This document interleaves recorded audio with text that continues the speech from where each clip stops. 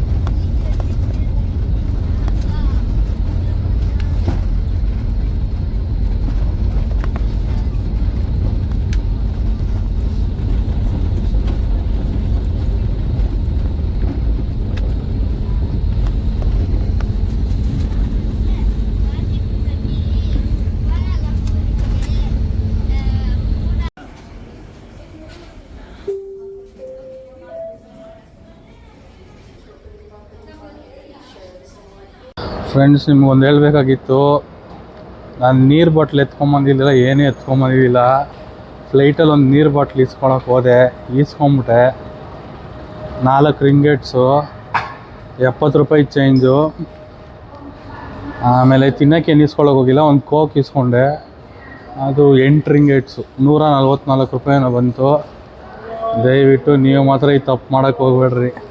ನೀರು ಬಾಟ್ಲೆಲ್ಲ ತರ್ಬೋದು, ಯಾರೋ ತರಬಾರ್ದು ಅಂತೆಲ್ಲ ಹೇಳ್ತಾರೆ.